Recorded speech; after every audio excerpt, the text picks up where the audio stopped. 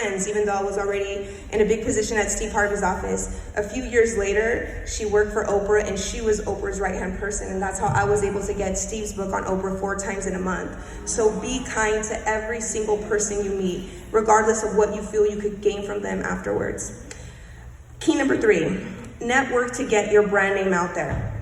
If you don't have at least 10 years of experience in your field, you need to be out 2 to 3 times a week networking with people that you want to surround yourself with, that you could do business with. And don't just go for the free food and drinks and to see who you can meet of the opposite sex. Go and try and do business. And I always tell my clients, if you don't have at least 5 business cards, you're not leaving. Because then your outfit wasn't worth it, your gas wasn't worth it, and neither was the valet, right? So you need to get at least 5 business cards. If you've already been in the industry for more than 10 years, then I say take it back and only go to 2 to 3 events a month.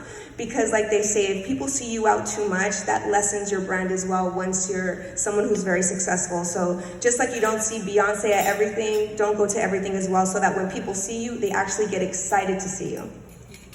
Number 4, get featured in magazines, radio, and TV for your expertise to grow your brand. If you come to someone like me, I'm gonna charge you an arm and a leg to get you on Sister Circle or The Real or the Tamron Hall Show.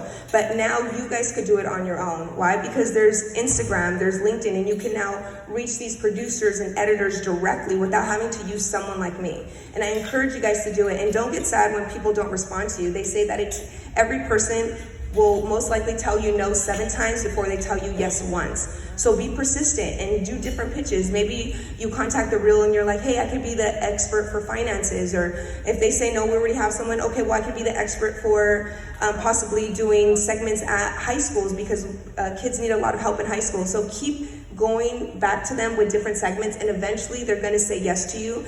And national TV, radio, and magazine exposure will really, really help your business. I remember when I first started my business, I was 22 years old, and I was really close to Jamie Foster Brown, the creator of Sister Magazine. And she told me she wanted to put me in her magazine to promote my business. And I was like, oh, I'm so sorry, you haven't met me in person, I'm not African American. And she was like, I know that by your last name, I still want to promote your business. And I was like, oh, okay, awesome. The next thing I know, Music Soul Child, Cupid, Code Black Films, they all ran to me because I was a person that was validated by one of the biggest magazines at that time. So it is very, very valuable. So please do that for yourselves and for your businesses. Number 5, dress to impress. Okay, this is something I learned from my mentors, especially if you're a woman and you're a woman of color, Asian, Black, Latina, Indian. When you go in, it's already like we have 2 negative marks, right? So you need to dress for what you want. So if you're asking them for $1 million, $5 million, dress like that. If you're not asking for that, then go ahead, dress however you want. You could dress trendy, wear sneakers, wear whatever, but you're not gonna get their money. That's what I'm telling you. So dress the part. Another thing that I also learned from age 18 to 21, I didn't drive a nice car. I had a Honda Accord. I was going to USC. I couldn't afford much.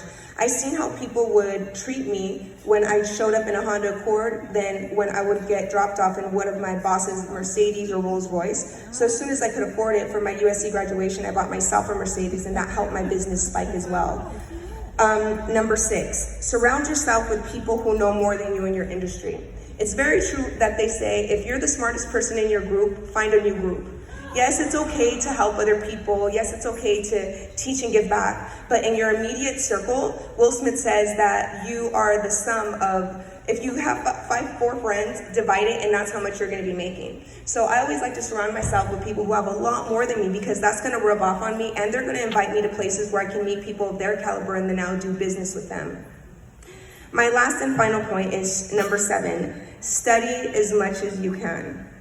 One thing my parents always instilled in me is that people could take everything away from you, but they can't take your knowledge.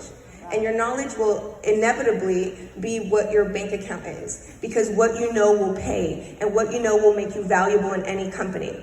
I hear a lot of people saying, oh, I got laid off, or they didn't need my services anymore. That never happened to me. when I was working at Steve Harvey for 9 years, and I always worked up. Why? Because I became valuable to the company. I would do things they didn't ask. I would create job opportunities that they didn't know of. So they could lay off every single person, but at the end of the day, they could never lay me off because they didn't know what I knew in order to keep their company moving forward. So become as valuable as you can, and that is reading books, listening to lectures on YouTube, going to conferences, going to events like this where you guys can gain knowledge. And in closing, I would just like to remind you guys that my talk today was about building your brand. Be patient. Brands don't happen overnight. Yes, if you Google my name, you're gonna see tons of pages, but that has happened over 18 years. If you Google your name and maybe you see one or two things, don't get depressed. Know that with time, everything is possible. All right, guys, so I hope my talk has helped you guys a little bit. I wanna say thank you once again for this opportunity, and I hope you have a wonderful weekend. Thank you.